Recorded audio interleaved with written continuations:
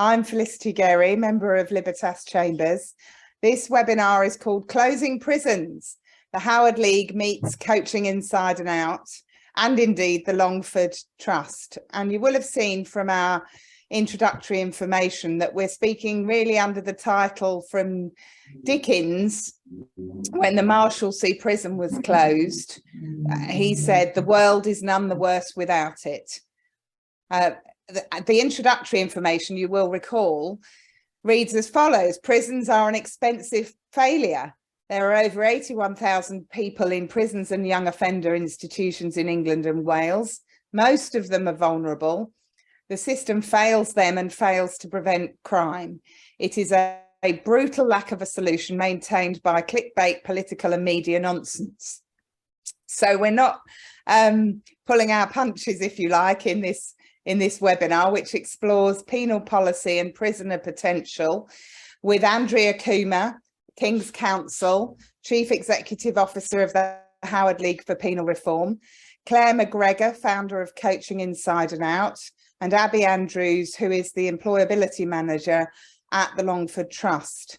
We're going to think about what we can do as lawyers. We're going to discuss legal services as a lifeline and try to understand the impacts that particularly coaching can have and support mechanisms for those who find themselves behind bars, but also to think about alternatives to prison and their legitimacy. As we sit here now, sentencing, periods of time in prison over the last 20 years or more have massively increased. We have serious problems with issues such as IPP prisoners who are still suffering the torturous effects of imprisonment for public protection. We have serious problems with joint enterprise prisoners affected by errors of law, discrimination, many of whom carry cognitive and mental disability. We have serious problems with women in prison. It may not all be at the door of politics and media.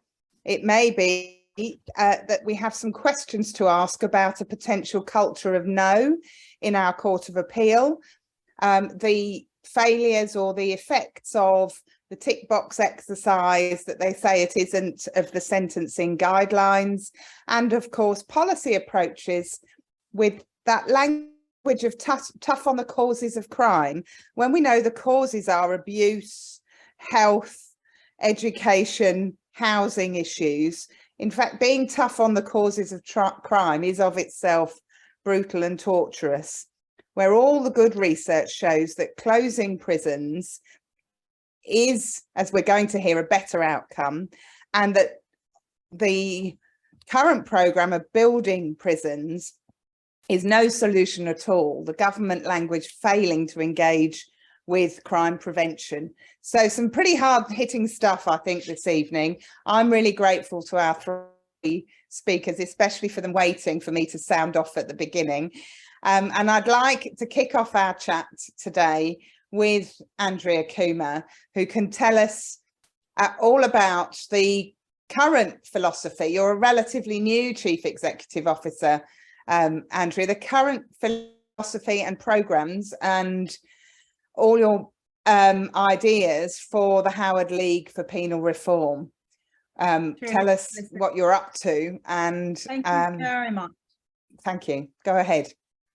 Thanks to you and to Libertas Chambers for hosting a really important discussion, I think. As Felicity's mentioned, for a year now I've been the Chief Exec of the Howard League. The Howard League was set up in 1866 in honour of John Howard, the Victorian prison reformer. And it was 250 years next year that John Howard was visiting Bedford Prison and walked out in disgust at the prison conditions, at the overcrowding, at rat infestations, at the conditions in the prison in which people were being held. And if you look at the recent report of Her Majesty's Chief Inspector of Prisons of Bedford Prison, it goes to show that in nearly a quarter of a millennia, very little has changed. So it is still a pretty terrible prison, as so many of them are. And the Howard League has, for 160 something years, been lobbying for policy change, to have fewer people in prison, which we recognise will keep communities safer, rather than let crime fly, which prison is just not the answer to criminal justice. We have a policy and campaigns team. We also have a legal team that staff the only free legal advice line for children and young people in the country. And every day we hear stories from kids in youth offender institutions and secure training centres about their conditions of prison, and we help them with resettlement, with discrimination, with their safety issues. So that's sort of where the Howard League has sat for a long time. Why close prisons? Well, we have far too many of them. We have the highest rates of imprisonment in Western Europe by Scotland.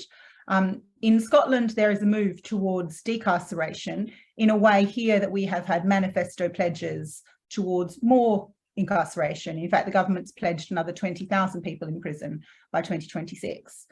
This week, there are 82,691 people living in prison and an additional 450-something children. And I think you need to ask ourselves who they are and what they're in for. So a good number of them are on remand. And just to be clear, people who are on remand are held in the same prisons, sharing cells with people who are convicted and sentenced prisoners. So there's no special prison, no special rights if you're a remanded prisoner. And remand prisoners have very high rates of self-harm, really high rates of suicide, the highest in the estate. And more than half of them will be found to be either not guilty or be sentenced to less time than the time they serve on remand, which is pretty outrageous. As Felicity said, people in prison, there are some people who are dangerous, and for public protection, we would accept that some people for a period of time need to be taken away from the public because being in society is perhaps, well, society needs to demonstrate its concern for their behaviour and their condemnation, but equally they need to be taken away from their situation. But most people in prison are people who've taken bad decisions or been unlucky in bad circumstances, and for very many of them, they never had good circumstances in the first place. So really high levels of people who've been in care, children who've been exposed to violence, people who've got drug problems, high levels of people with mental health problems, with neurodiverse conditions, and a massive overrepresentation, as Felicity's already said, of people from racialised minorities. And that is not a function of the way racialised minorities behave, that's a function of the way the system criminalises certain groups and functions to put them into prison. So there are a lot of people in prison who frankly need social and health support, medical support. It is a system really which sets people up to fail. So we know that all but 65 people in the prison estate are going to come out. There are 65 people on a whole life term. Everyone else, it's understood, will return to society. And yet we have impoverished regimes across the country. So regime is kind of what you do in prison, which in COVID just completely shut down. We responded to the virus by locking people in their cells for 23 hours a day. Other countries, Miami, Florida, they let lots of people out. They let out pregnant people and people on short sentences and all that. We just locked them in cells. And we have an impoverished regime. We don't make the best of the opportunities. We know that people in prison have literacy. 57% of them have the literacy of an 11-year-old. And we don't use that opportunity to build literacy when we know that you can teach people to read, and actually they'll have much better outcomes when they leave prison if they can read. There are initiatives in the third sector, and I'm sure we'll get onto some of these, which do maximise potential with education and training and these kind of things. But far too much of time spent in prison is wasted time. It doesn't work. 50% of people who come out of prison will reoffend within a year. It costs an absolute fortune. So the prison building program the government's currently embarked upon is £3.5 billion, and that's without the on costs. And the costs are £52,000 a year for a woman in prison, between 30 and 70 for a man in prison. And for the children who call us at the Howard League, each place that they're taking up is between £300,000 and £350,000 a year, which is 5 or 6 children at Eton in a year. for each one of those children. I think it's an absolutely disgraceful waste of public money. And the thing that I think I find most offensive about it as a lawyer, as many of I think lots of people on this call are lawyers, as a lawyer, you kind of, go into court and you prepare your best case and you get, the best spin on the facts and your best arguments and your best evidence. And if you've got all of those things, you win. Whereas we develop prison policy completely against the evidence base. So the Ministry of Justice knows what works. Ministry of Justice, for years, has known that short sentences have worse outcomes for people, for example, than community sentences. MOJ knows that prison provides no deterrent to crime, no general deterrent to crime. What stops people committing crime is getting caught. It's not what they sentence. When we're driving down the street and we're driving on the M25 and we're speeding, we slow down when we see a speed camera. We know you get the ping saying that you're going to get caught. I have no idea what the penalty for speeding is, but I'm stopping because I think there's a chance I'll get caught. And the idea that people will stop offending because they have some sense of what the sentence is, and as Felicity said, the sentences are getting ever longer, is just a nonsense, because the public, frankly, don't have a sense of what sentencing is. The public understand that crime is going up when crime is going down, with the exception of fraud. And the public understand that sentences are getting lenient when they're becoming significantly more punitive. So it's a total waste, I think, of public money, of human potential, and in my view, vast majority of prisons should just close. That's all. That's my opening gambit.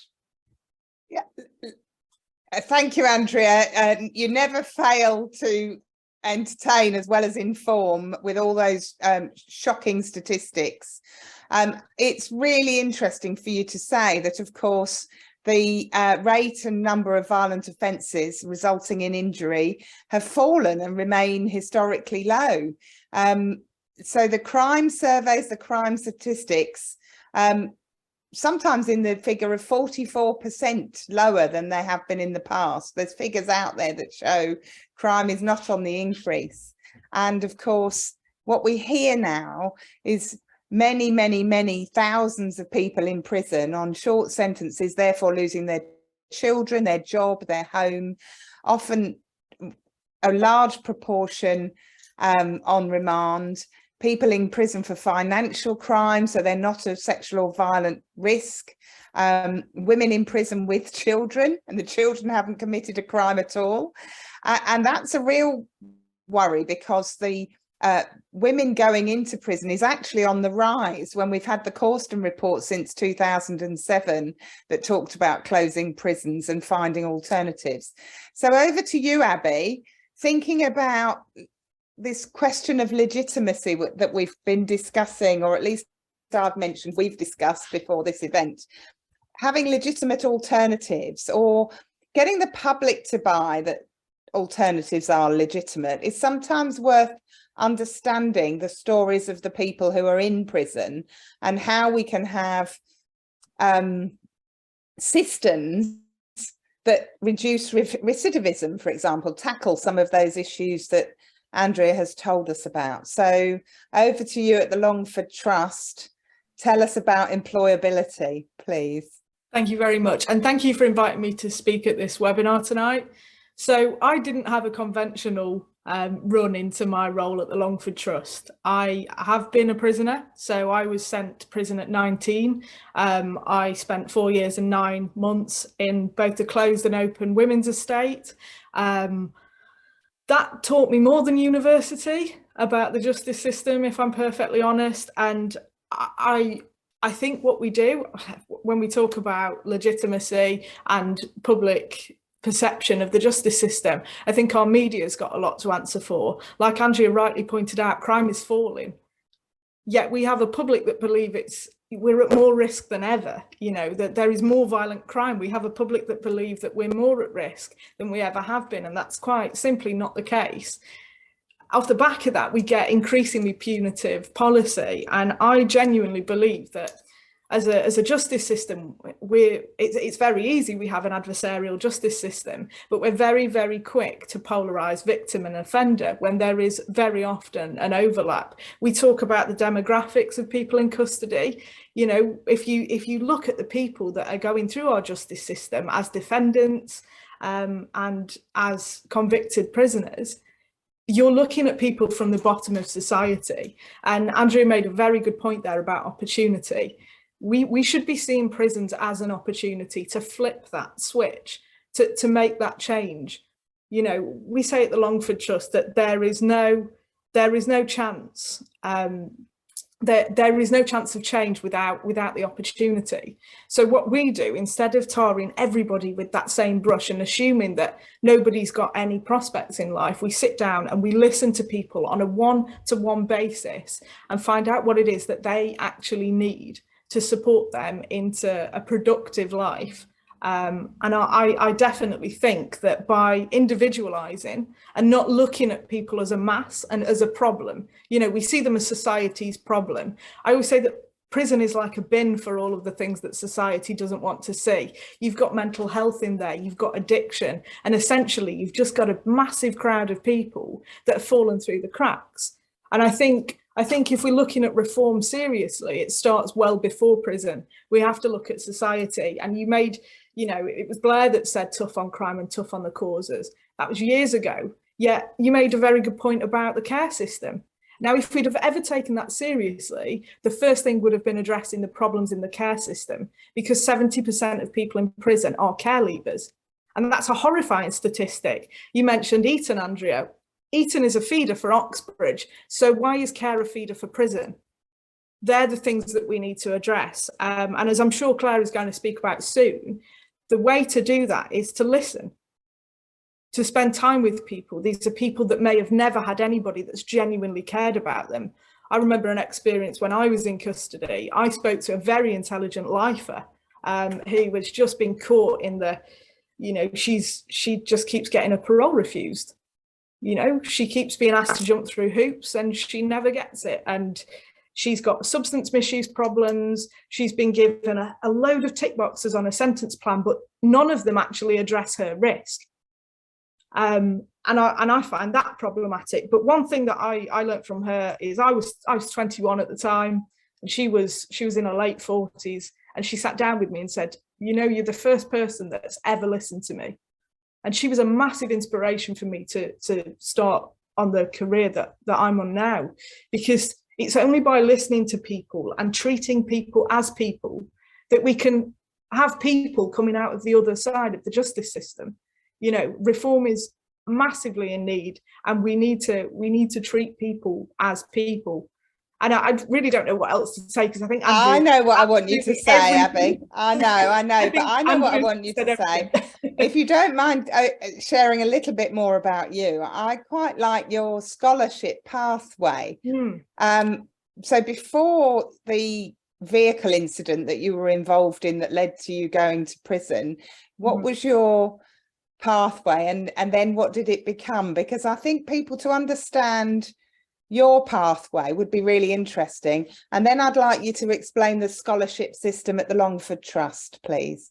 Yeah, that's absolutely fine. So I was on Oxford Pathways to study English literature when I was at school, and I wasn't really sure what I wanted to do, and I'd never been passionate enough about anything to stick to it until I came across the justice system, and that really got me going. But I wanted to be a police officer, so I was going through the application process to be a police officer. I had a really good, image of the justice system. I thought the police were nice people that were there to help. I thought we had the best justice system in the world, because that's what I'd always been told, and I think that's what a lot of us are told. I think it was only coming into direct contact with it that I found out that maybe that's not the case. So essentially, I went to prison at 19, and I thought all doors were closed to me. And it was reinforced. It was reinforced at every stage of the justice system, my involvement with it, that essentially, if I went to prison, my life would be over. When I was in prison, it was reinforced that my life was over. And I met a university lecturer who said, you should be at university. When do you get your open? So I started at university whilst I was an open prisoner. So I didn't have... Just interrupt you there for a moment. Sorry. Could you have gone to university not in an open prison? What did it mean by when do you get your open? Okay, so well, he said release originally, but I had a couple of years left to go. So in an open prison, you're able to use ROTL, which is release on temporary license. And I went on, it's day release. I went on day release to a university every day and did my ROTL there. Which, when we talk about public perception, actually, I think the public would be horrified if we thought that we were sending prisoners off on these nice little jollies to university every day. That sounds very, very liberal, doesn't it? So what's the reality? What's the reality? Well, I had a laptop that had no internet, and I was very fortunate to have that because many don't. And I used to say that going to university whilst on ROTL was like climbing Mount Everest whilst wearing flip-flops and walking backwards. I had to fight so much harder than any student because I had so much in the way, but still I was grateful for the opportunity because I knew without it, my life would be over. It was a chance to actually have something out of the other side of this. And I think for me, just to go back to my life before, I was really fortunate. I am a care leaver technically, but I was adopted at 10 months. So I was brought up by lovely parents in a lovely area. I went to a relatively okay school. I never had any problems in life, and I definitely didn't have any of the social problems or adverse childhood experiences that the majority of people I met in prison have. So I think because of that, I was able to see what was wrong in prison. And I think a lot of people that are in prison don't see it because they've been experiencing it from day one. I could see a difference in the way that life was before to the way that I was told it was going to be after. And I really wasn't happy with that. So at the Longford Trust, what we do is we offer scholarships in the form of a financial scholarship, a mentorship, and I run the employability programme. So we give people that may not have ever had the chance to go to university the chance, and we support them through every stage, because we're talking about people that in a lot of cases have complex social issues, so they need a little bit more support than a traditional university can provide. But 80% of our scholars graduate with a 2-1 or a first, which is very high. You know, that's a lot of scholars. And we're working at the minute to make sure that we're getting people into graduate level work.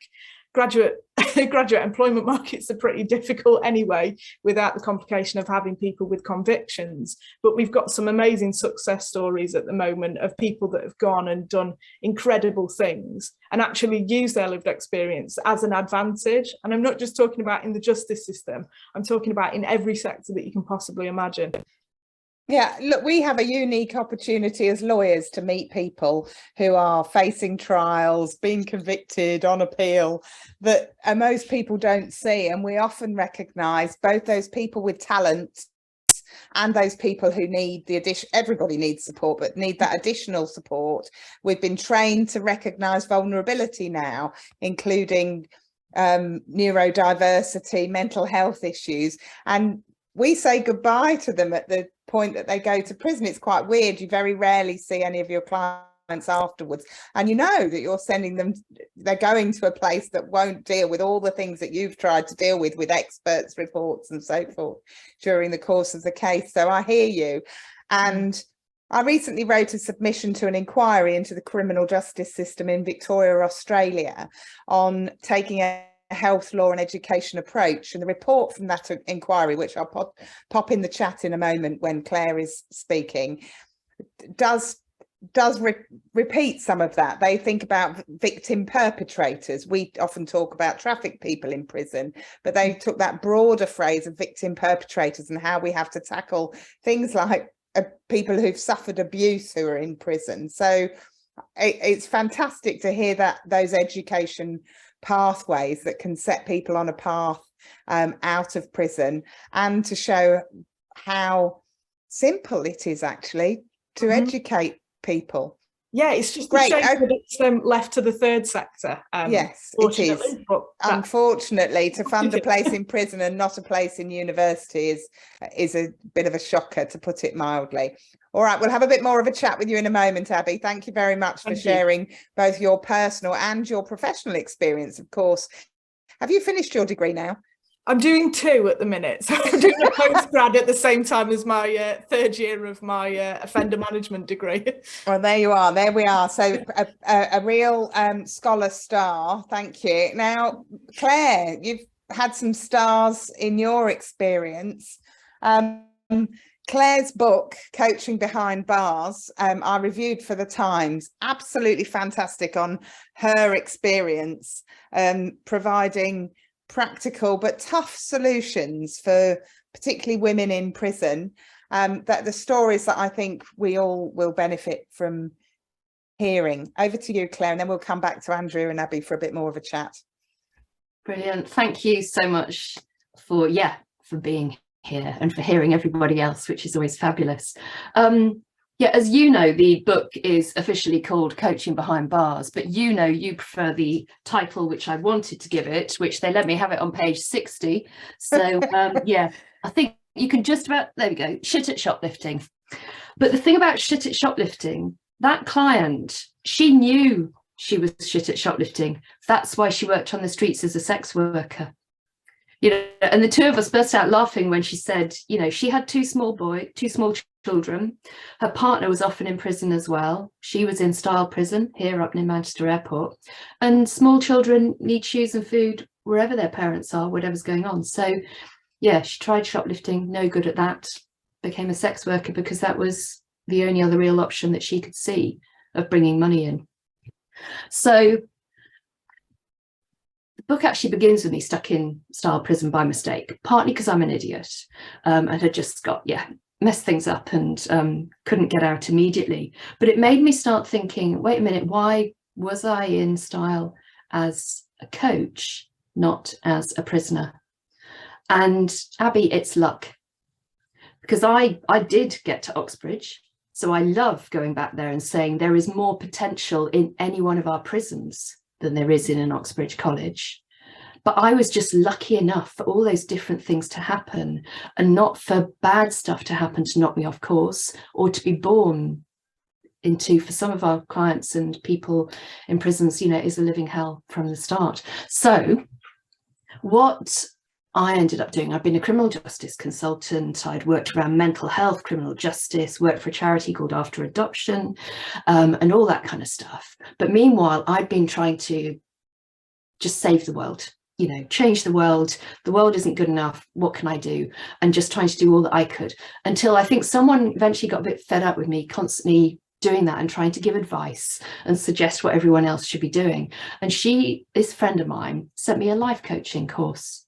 And so I started doing this coaching course because apparently not everyone wants the benefit of my great wisdom. And apparently it took me until I was 30 to realize I didn't know anyone else's life better than they did.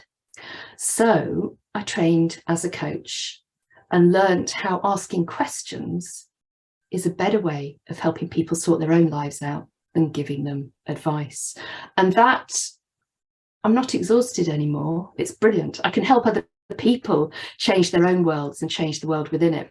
But what we did, so I started doing that with people like I suspect most people on this call, professionals, chief executives, senior police officers, whatever. But then it was like, wait a minute, 2.5 miles up the road is Style Prison near Manchester Airport, where 6 women killed themselves in 1 year.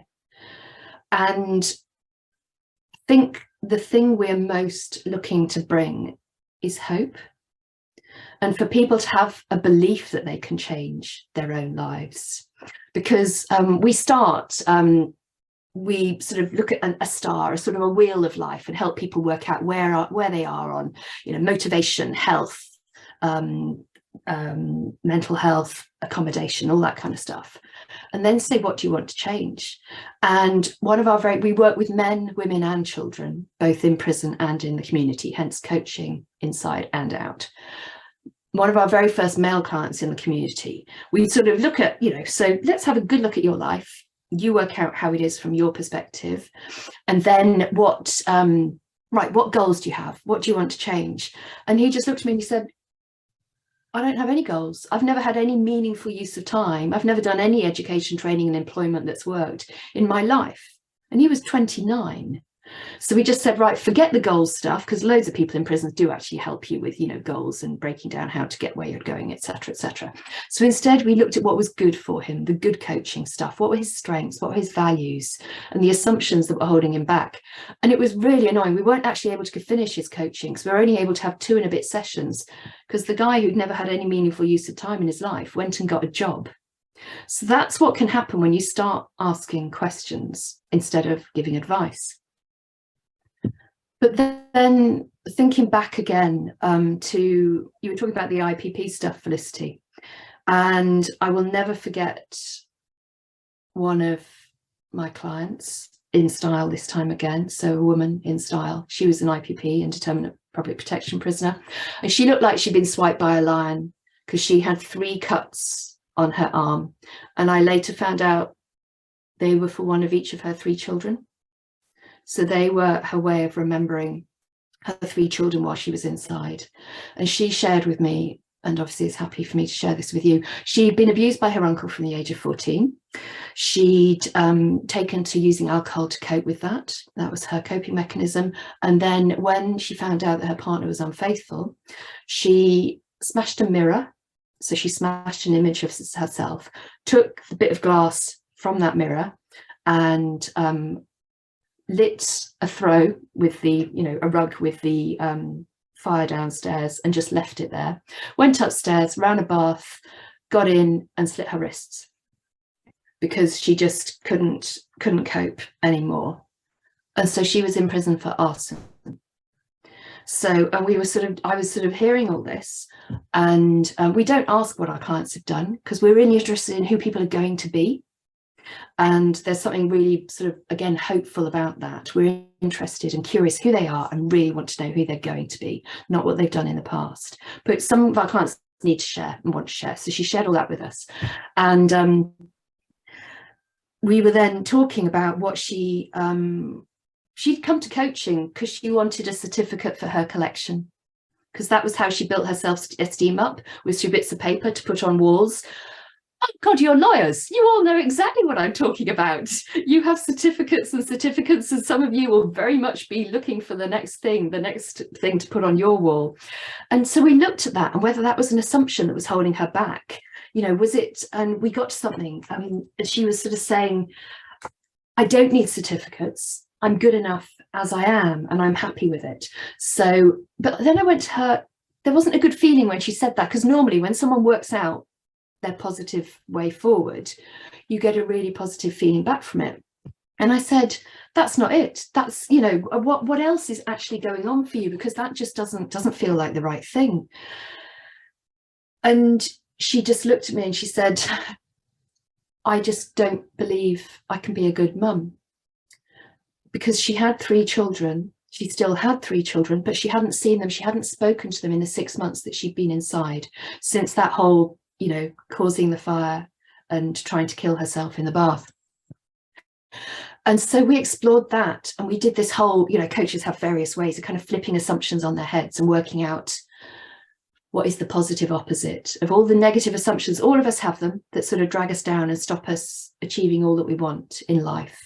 And mind you, our assumptions can also be positive. I assume I can change the world, and I know I can, this bit, and this bit. But many negative assumptions, like I cannot be a good mother because I'm in prison, and, I did a really bad thing in terms of the arson. And we did this whole flipping it round. And after a while, we ended up, both of us nearly in tears.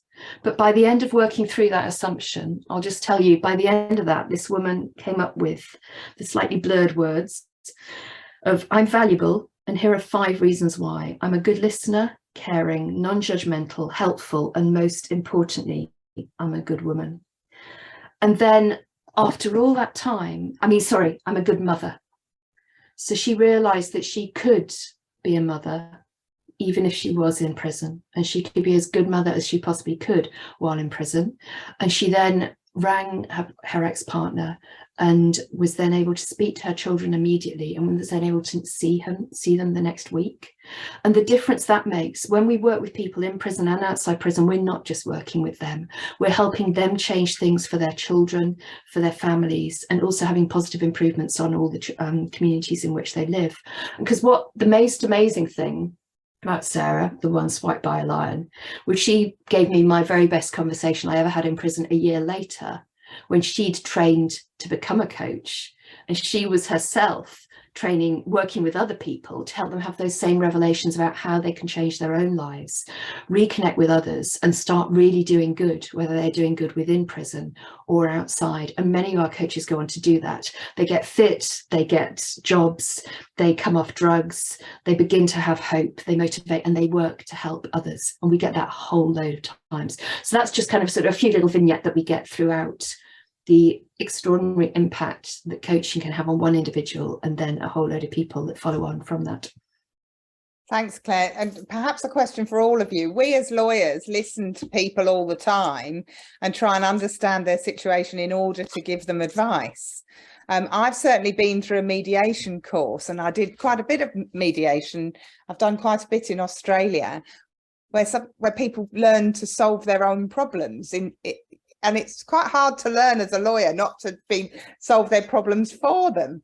So you can see it in mediation, how people can come out with legitimate outcomes. They may not be the perfect legal outcomes, but there'll be legitimate outcomes for that particular dispute, and they value those outcomes. And as members of the public, we would be happy that people mediate their dispute, and not least because it saves public money. So how do we get to this point that alternatives like coaching and employability support could be legitimate to the general public? How do we change that narrative in the media? What do we do? What do we do to make the research that we all know about alternatives, to take this health law education approach to people before, so they never go in, but during, if they are already in, so that they can come out and approach it as a form of crime prevention? What do we do? There's one of the problems is because there are so many great, as I mentioned before, like initiatives and people investing in people in prison, but we've got far too many people in prison who just shouldn't be in prison.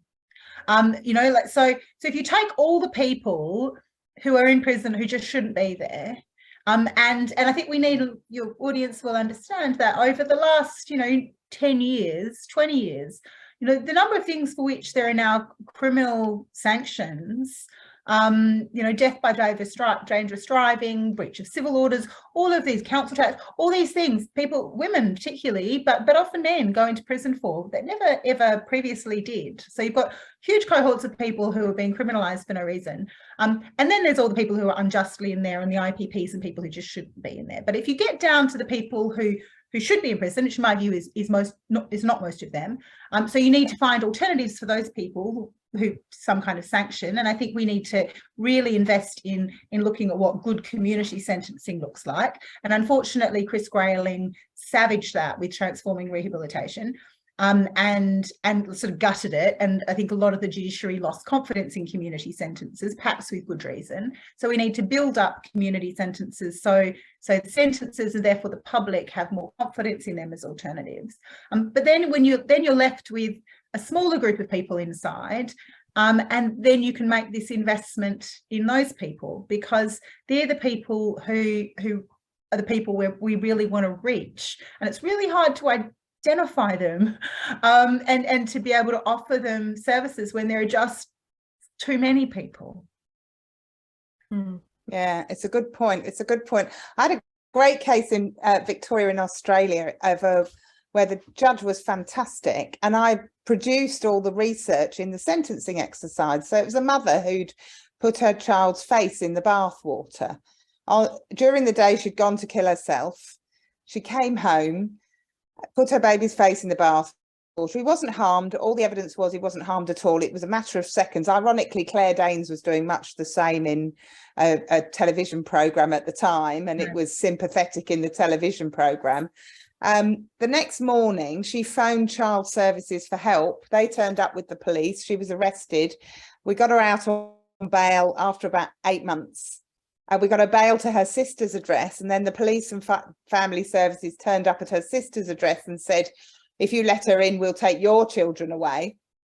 They threw the book at her. She was originally charged with attempted murder. In the end, we came up with an alternative offence.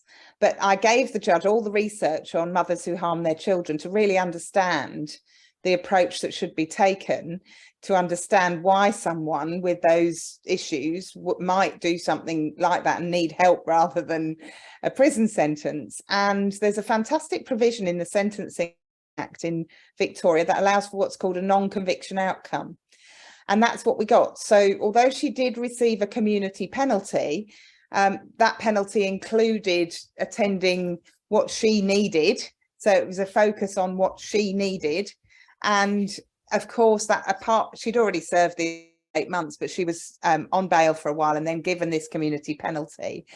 She also had what's this non-conviction outcome. So no criminal record, not recorded as a crime, provided she complies with the community order. And I had an update from the solicitor very recently that she's done really, really well. And it just strikes you as to why on earth couldn't that have been in place in the first place? You know, why was it that that phone call was met with the police and removal of her children?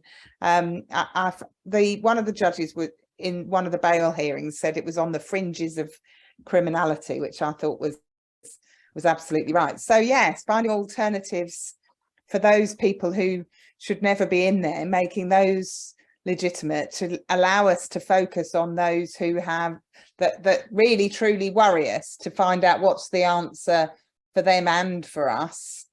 So that legitimacy question, perhaps for you, Claire, I can see your brain ticking there. I was going to go to Abby, but I saw the movement of your head. So how do we make all of what we're talking about not woke, but legitimate? Well, I think Abby may want to go with the legitimate stuff. I was still thinking with your original question. Let me just shove up the website. I'll shove the website in the chat. But just, it's stories. The media respond to stories. But the problem is the media doesn't respond to good news stories. You know, the Sunday supplements do good news stories. The media doesn't. And I think that is a real problem for because the stuff that Abby and I do, it is the good news stuff. It's where people are actually turning their own lives around. And those are great stories, but not news. So it's those different elements of the media that we need to be looking at in order to change that. Yeah, good point.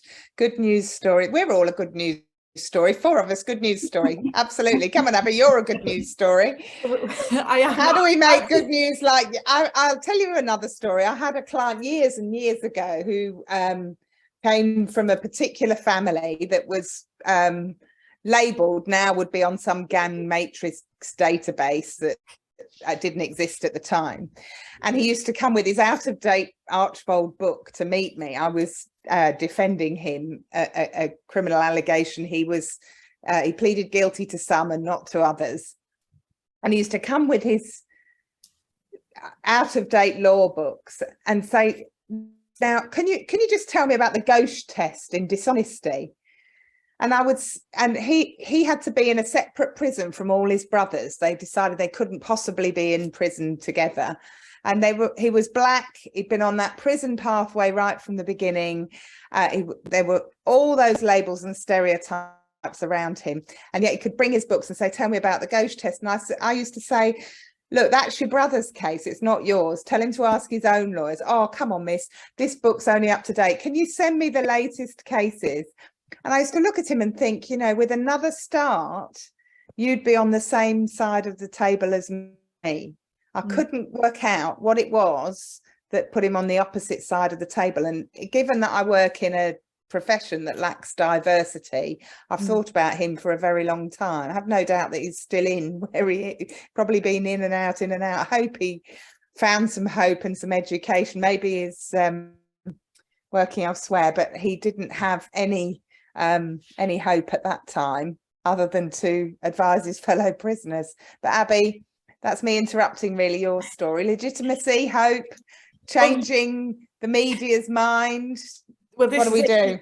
You mentioned opposite sides there, and I said earlier about polarising victim and offender, and what the media has a tendency to do is really put us on opposite sides, and we shouldn't really be interested in those people, you know, those people, the offenders, those really bad people, definitely not residents, definitely offenders, on the other side of the fence. We think what's good news for an offender is bad news for society, and that's absolutely not the case. You know, Andrea said that, you know, 65 people are staying in, the rest are theoretically all coming out. They are coming out into our society, and we shouldn't care about these people, should we? But we all have a vested interest, and we're all responsible, because every crime that somebody goes to prison for took place in our unequal and segregated society. So we're all responsible.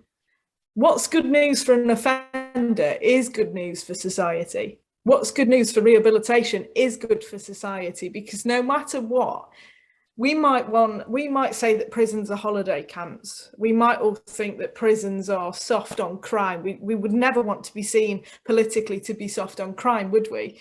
When actually being soft on crime, as the media would call it, I would say is the right way to treat people as people, to give them opportunities that they may never have had, to address the issues that brought them into offending in the first place.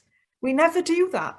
We never do that. And the media has got to reframe the narrative, because the way that things are going at the minute, you know, if it was left to the media, we'd hit the MOJ target of another 20,000 people in prison. And you mentioned there about net widening with different convictions. We've had a massive process of net widening with offences, and we're ramping up sentencing as well. Of course we're going to hit that target. And why we know that prison doesn't work. You know, we've known for years that prison doesn't work. And it's not just an expensive way to do something that doesn't work. It's an expensive way to make the people in them worse. Yeah. And the people in there. Go on, Andrea, go on. Indiscreet. I had a funny conversation not a long time ago with a senior politician who kept on talking about being tough on crime. And after he said it a couple of times, I said, you know, every time you say tough on crime, all I hear is dumb on crime. Like, you know, what you think is tough on crime is just dumb. Like, it's just creating more victims. So when you're being tough on crime, you are literally creating victims of crime. So that's on you. You know, reoffending costs £18 billion a year in this country. Like, and that's lives ruined through crime. And we know through government's own policy that a lot of that's preventable by taking people down different pathways, by diverting them from the criminal justice system altogether, or by putting them in a community sentence, or by giving them a sentence that's proportionate, not one that's like crazy, or by moving them into open conditions and letting them out through the parole board, which has now become the other blockage, because that's, you know, becoming more and more difficult now to get to open conditions. So it is that kind of, all I hear, whenever I hear tough on crime, I hear dumb on crime. We all have to hear dumb on crime from now on. So what do you think we can do as lawyers? So we've got some lawyers in the audience here, and I'm sure we'll have lots of lawyers listening to and watching the video. While you're thinking about an answer to that question, I'll just go over to what Rachel's put in the chat. Thank you, Rachel. She says, if you haven't seen it already, Frameworks Institute have recently published on communicating about people in or leaving prison. So there's a toolkit there for us to try and understand people in or leaving prison. I mean, for me, with joint enterprise, for me, it was always about the mums who watch generally their sons. Sometimes it's the mums themselves or their partners go to prison, often for something they didn't do that they were accused of being an accessory to. So understanding that these are mums, dads and kids currently in prison, most of whom are not a risk to society, is so hard to communicate. But some messages for our lawyers, maybe. What can we do? I think I've got messages for the lawyers, but also for everybody who's not a lawyer. I mean, I think one of them is to kind of, even if you're a criminal, lawyer, make sure that you're well across all of the problems in the system. Like, try to understand better where things have moved on, because the criminal justice system now is in many ways in a lot different to the way it was 20 years ago. In some ways it's still the same, but there are some pretty acute problems. So keep up to date. Read Clare's book. Shout out to the book, which I have now read since we had coffee dinner a few months ago. Read Angela Kerwin's book called Criminal, which is an amazing kind of assessment of who's in the system, what they're doing. Be brave with your clients. Like, you know, really inquire, ask them, you know, what actually happened with the in their particular circumstance, and really, you know, don't tell them to settle or to plead guilty. I mean, the number of times I talk to people in prison who've been advised to kind of go the easy route because it will be easy, but actually for them it's not easy. You know, it ends up, they're the one who ends up having to spend the time in prison, not you. So like, to be brave and to take the kind of Felicity Gerry kind of, I mean, I guess some people would say crazy out there arguments, to be able to push it, like push the barrow. And then for everybody else, like, you know, read things like, you know, the Justice Select Committee's recent report on IPPs, and write to your MP and ask them why they're not implementing it. We had Dominic Raab 2 days ago saying that he's just not going to do it. He thinks that resentencing IPPs, which was a recommendation by Lord Thomas, the former Lord Chief Justice, that was his suggestion, that a resentencing exercise for IPPs that would give people a finite tariff so they would know exactly when they're going to be due for release, that is akin to an amnesty. You know, that would be a form of sort of clemency of some kind. And we've got people who write to us who are 19, 20 years post-tariff. You know, they went in for a crime for 18 months and 19 years later, they are still in prison. You know, it is an absolute, like, it's not a scandal or a crisis in a public kind of Daily Mail sense or Sun sense, but it is scandalous. So write to your MP, talk to your relatives at Christmas about these kind of problems. Join the Howard League, obviously, you should all do that, and share your experiences, like volunteer, mentor for the Longford Trust, offer to mentor, offer to become I'm a mentor for the Longford Trust. It's fascinating. It's also this week very stressful, but it's fascinating, and my mentee's having a bad week. But it is fascinating, incredibly rewarding. Advise on employability, like look over. I spent this morning reviewing a CV of a law student for Longford to kind of give him some direction, because he needs some support and help. Volunteer to, you know, become an IMB member, join your local independent monitoring board, become a prison visitor, join one of the amazing initiatives across prisons across the country. My new thing I just thought of then is buy your Christmas presents from Fine Cell Work or from the Kostler, you know, people, like supporting prisoners in, like the Fine Cell Work who do tapestry and like what's it called? Like stitch work, cushions and stuff. They're bloody amazing, and they make a beautiful gift. And these are kind of initiatives that really transform lives. And the final thing is that I would hope most of the people in this room are in a position to employ somebody. Bloody employ somebody from the Longford Trust.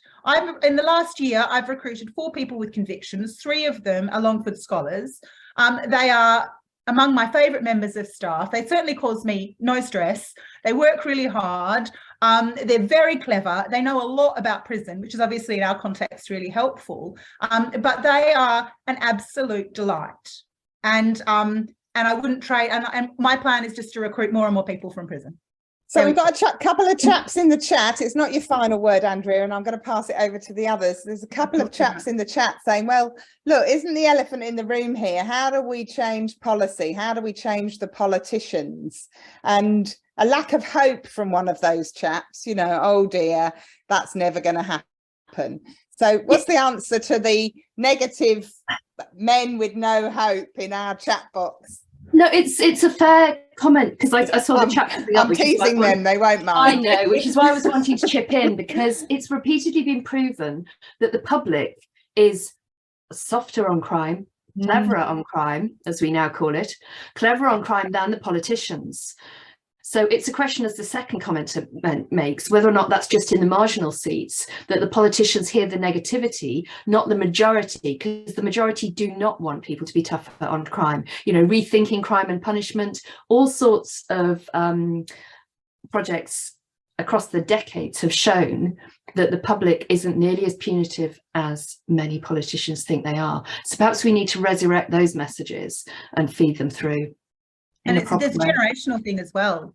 Younger people are far less punitive than older people, and older people are dying and younger people are coming up. So I think there's also an intergenerational, sorry, that's just basic understanding of the life cycle. It's obviously your gift.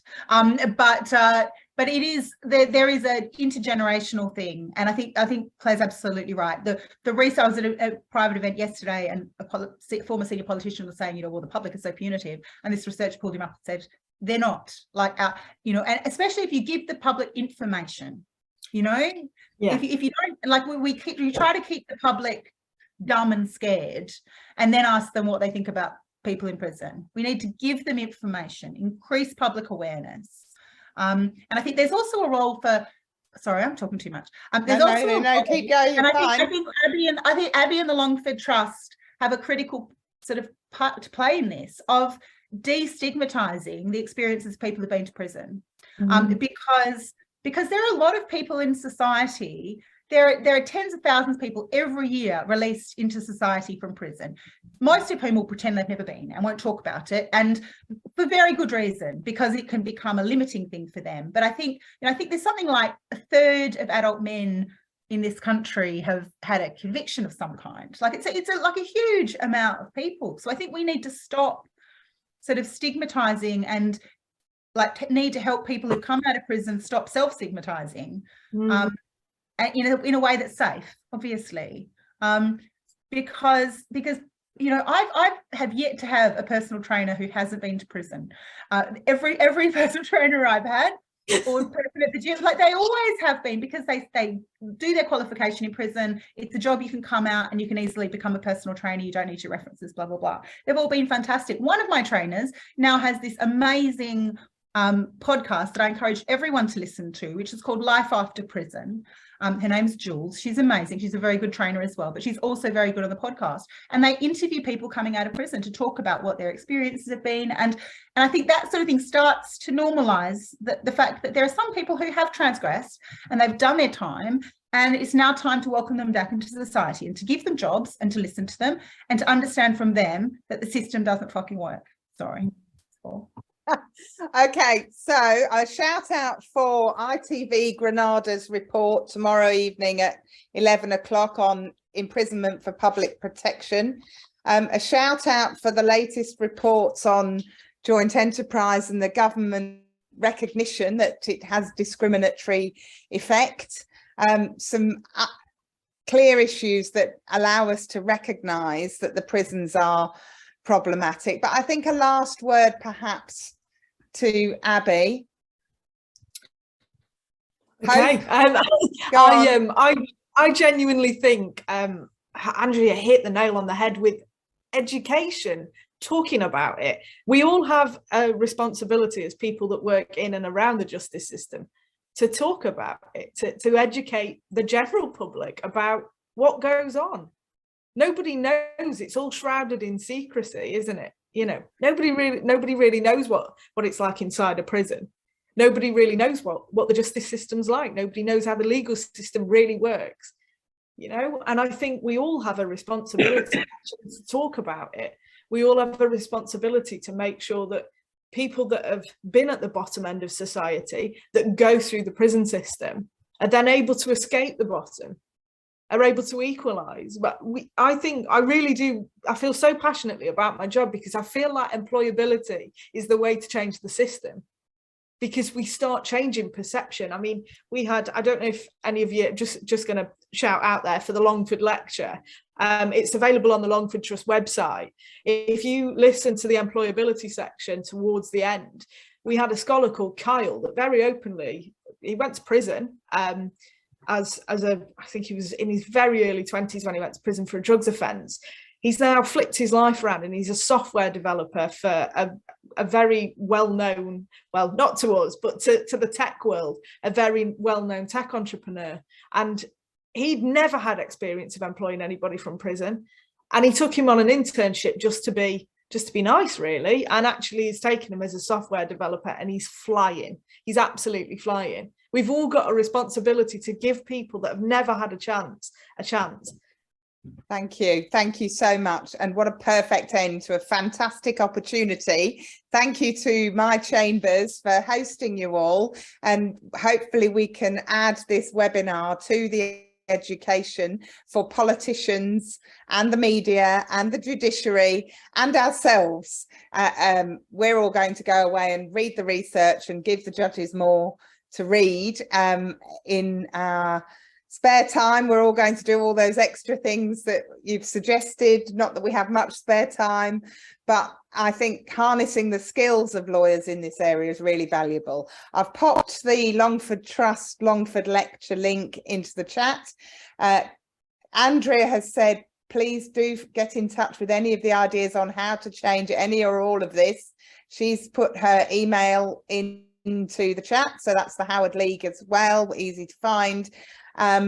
If you'd like a free chapter about coaching inside and out's work with men and boys, do email Claire. She's put her email in the chat, but coaching inside and out is of course also easily available online. I've put the Victorian inquiry into criminal justice, which I think is a fantastic piece of leadership by the Social Affairs Committee in Parliament in Victoria and Australia. They inquired into the whole criminal justice system and came up with a fantastic report that looks at it from victim and offender and victim perpetrator perspective. And they adopted this idea of health, law and education. So if that mantra can come away from this inquiry, I'll be very, very happy indeed from this webinar as well. So health, law and education, hope and futures where we close prisons and give people employable educative opportunities. Thank you everyone for your fantastic questions. Next webinar is in February with Professor Matthew Dyson telling us how to do complicity correctly, or some ideas on how complicity should work. I would say is going wrong again. So I look forward to seeing you in February. Thank you very much, everyone, and particularly to our speakers. Bye-bye.